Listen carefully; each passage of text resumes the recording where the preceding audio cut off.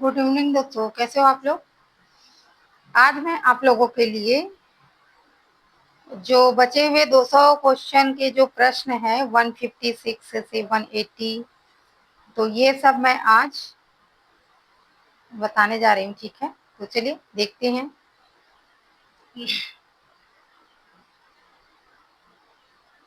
तो भाग 7 है, हिंदी साहित्य से है।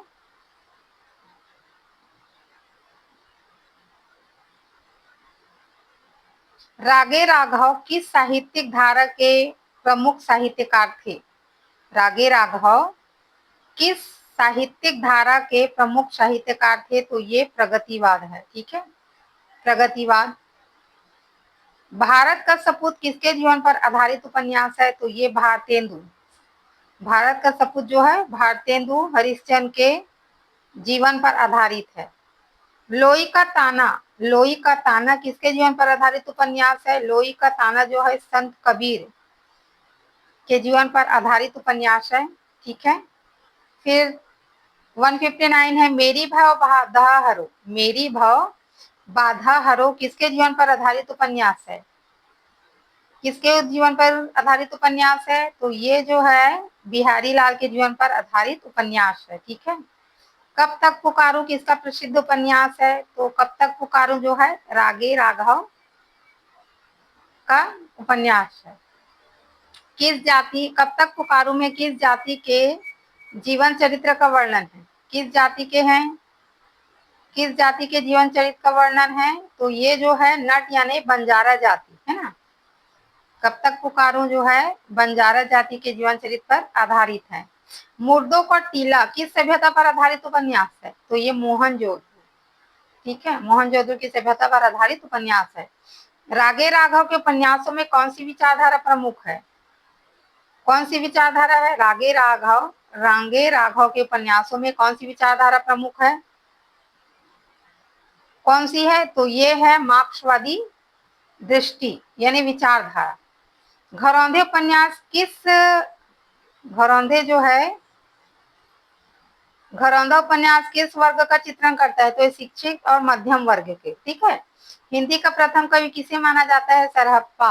कौन माने हैं, राहुल संस्कृत्यायन ने। हिंदी का प्रथम उपन्यास परीक्षा गुरु। परीक्षा गुरु किसका है, लाला श्रीनिवास दास का, और 1882 की रचना है ये। हिंदी साहित्य का स्वर्ण काल भक्ति काल। कामायनी के रचयिता जयशंकर प्रसाद। कामायनी कब की रचना है, 1933। फिर रामचरित मानस की भाषा किस भाषा में हुई, अवधी है। ठीक है,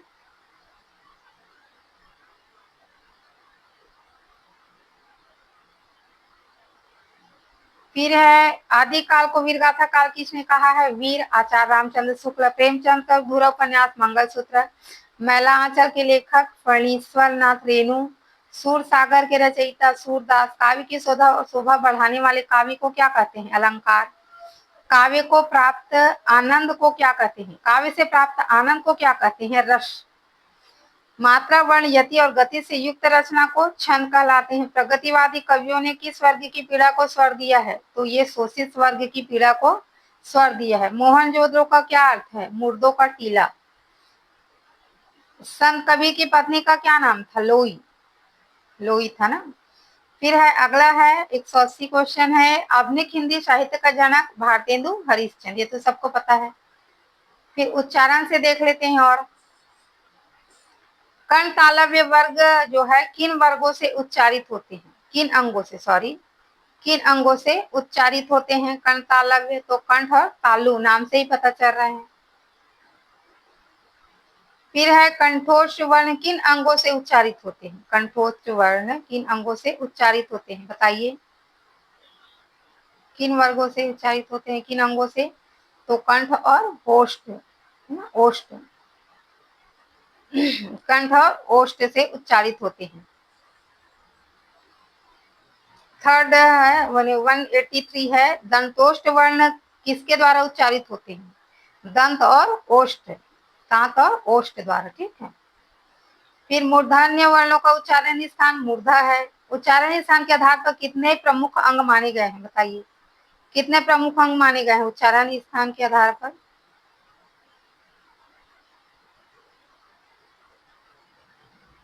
सात, है ना, सात। अनुस्वार का उच्चारण कहाँ से होता है? नासिका से, सॉरी, नासिका से होती है, ठीक है।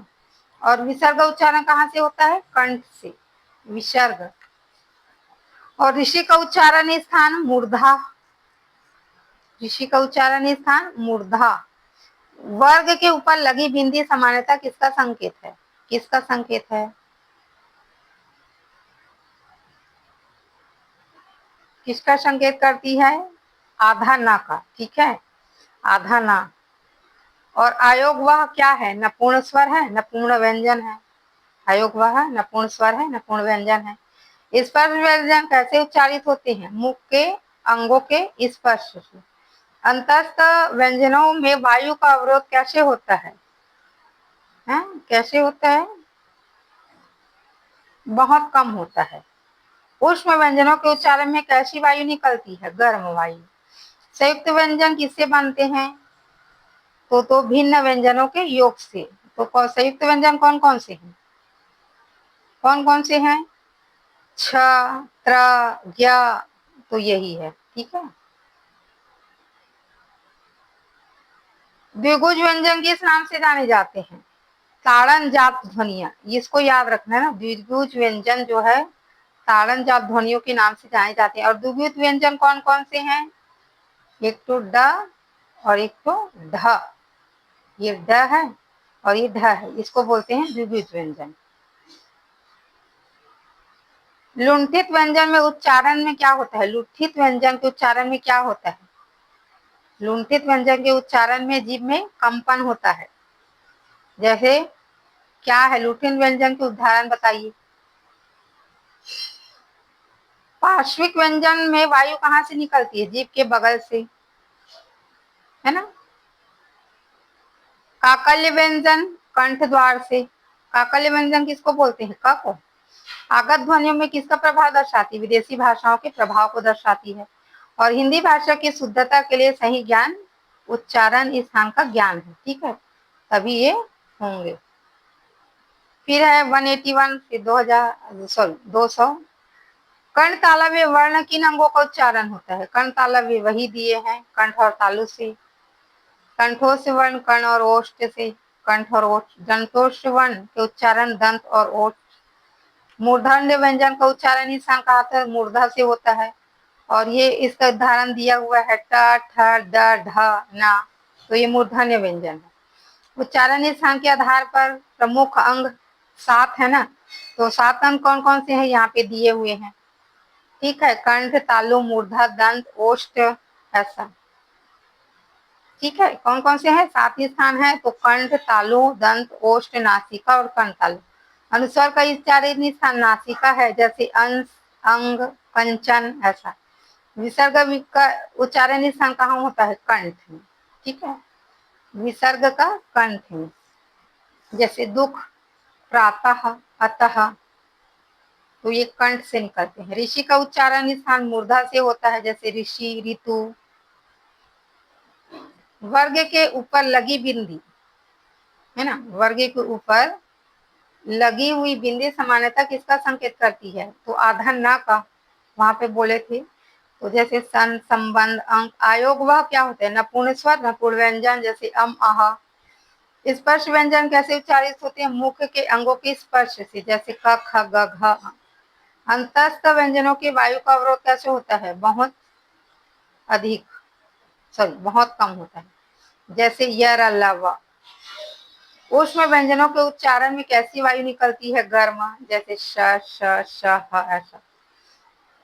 संयुक्त व्यंजन,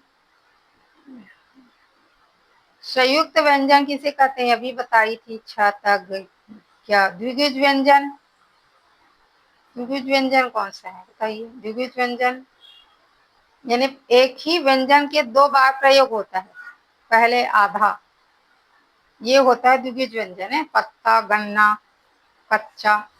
लुंठित व्यंजन, जीभ का कंपन होता है, जैसे र, ऐसा।